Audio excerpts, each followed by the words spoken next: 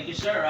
Napakagaling po ang presentation nyo, and I could say that you are the best Supreme Court Chief Justice that we never had. Amen. Sayang. Ganito po, sir. Nabanggit po ninyo yung mapa. Nagkataon din na last week dinalo namin yung penthouse ni Mel Velarde. Okay. At nagbigay din sa amin, one for Brother Rod, Brother Hill, at ako.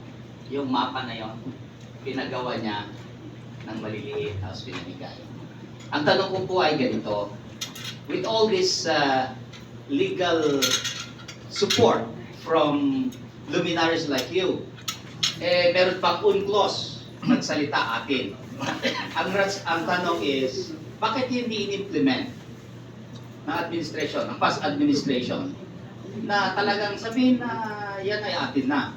Para bagang, is it because of fear? Because China is a powerful nation?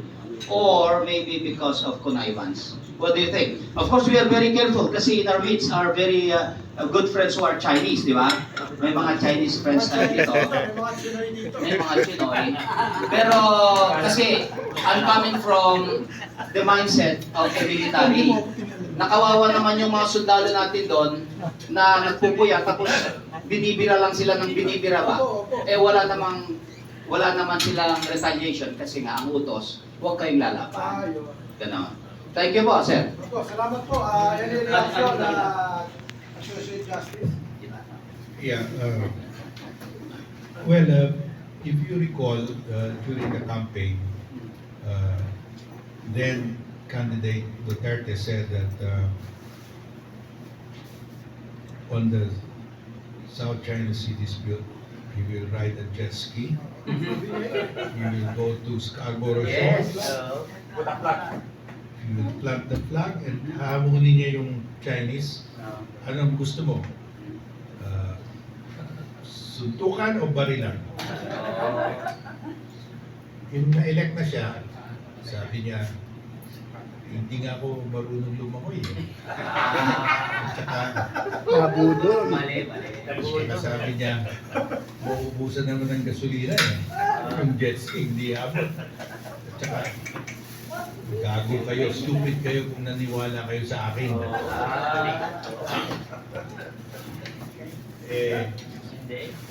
Sinisisi niya yung bumoto sa kanya. Stupid daw yung bumoto sa kanya. Okay, at si Atty. Roy Mapatabay, may tanong.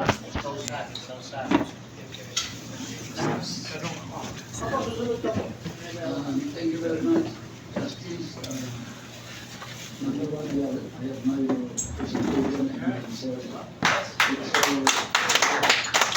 the first time you came across a presentation. Now, my question is this. Do you not consider all of this exercising futility since China right now refused to recognize it? As a matter of fact, not recognizing all the decisions of the UNCLOS. So, and question number 3, will this not trigger a third world war? Third World War na. Well, you really two questions. Isn't the Arbitral Award useless because China is not recognizing it? Okay. And your second question, will this not trigger a third world war? On the first part, China said that arbitration is null and void, we don't recognize that. But the rest of the world recognizes it. Okay. So, the US and its allies sail in the West Philippine Sea. They conduct naval drills within the 10-dash line. Yes. China said everything within the 10-dash line is our national territory. So when the US goes, they go there with their warships, they conduct naval drills, they are telling China, this is not your national territory. Under the Arbitral Award, this is part of the exclusive economic zone of the Philippines, and under UNCLOS, in the exclusive economic zone, there's freedom of navigation and overflight, including the right to conduct naval drills. So they are rebutting China's claim. And China cannot do anything. They said that is our national territory, but the US will go there. They conduct naval drills and China cannot do anything. Every time the US and its allies do that, they actually enforce the arbitral award. Because they're saying, hindi ito sa inyo. This is the EEZ of the Philippines. That's why I've been saying, let's invite everybody to sail in the South China Sea, the West Philippine Sea, because every time they sail there, they're affirming the arbitral award. That is the meaning of the joint naval exercises there. China cannot do anything. Just imagine, if today the US will withdraw from the South China Sea, they will not conduct naval drills anymore. Their allies will withdraw. The next day, the 10-dash line becomes the national boundary of China.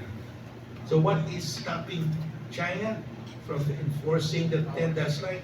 It's the US and the allies. Allies, yeah. Because we don't have the capacity. That's why I say let us have more of these joint patrols, not only with the US, Australia, or other, also we ask Vietnam. Yeah, And recently we had a joint patrol with Vietnam with their Coast Guard. It's starting already. yeah. During the time of President Duterte, he will not even consider that. But now, the government is listening and it's going to expand. The French are coming in, the Canadians are there already, the Germans are also coming in. France. So everybody, why? Why are the other countries interested? Because, one, in the South China Sea, 25% of the South China Sea are high seas. The high seas belong to mankind, belong to everyone. The minerals in the high seas, the fish belong to mankind. Even Nepal, even Laos, landlocked countries have a right to fish in the high seas of the South China Sea because the fish belong to mankind in the fish in the high seas. The minerals, you cannot just get the minerals in the high seas because you have to get permit from the International Seabed Authority. And part of those income of the International Seabed Authority will go to developing countries. So the minerals in the high seas belong to mankind. So the world has an interest to maintain the high seas. That the high seas should not be claimed or possessed by any country. So they have an interest, legitimate interest. And the US also have an interest in maintaining freedom of navigation because about $1 trillion of exports and imports pass through the South China Sea. So they want to preserve freedom of navigation and overflight. So they have a legitimate interest to maintain freedom of navigation and overflight in all EEZs because under UNCLOS, in all exclusive economic zones of the world, there's freedom of navigation and overflight. So every country has an interest to maintain this. So China cannot say the Americans and the Europeans are outsiders. No, they're not. Because there are ICs and EEZs. But of course China, because they claim everything, for them there is no high sea, there are no exclusive economic zones. But we are lucky because the European countries and the Americans want to preserve UNCLOS, the rules-based constitution of the law of the seas. So that's why I said we must have joint patrols with everybody who wants to sail there. Yes. Amen. Thank you. Okay, yung mga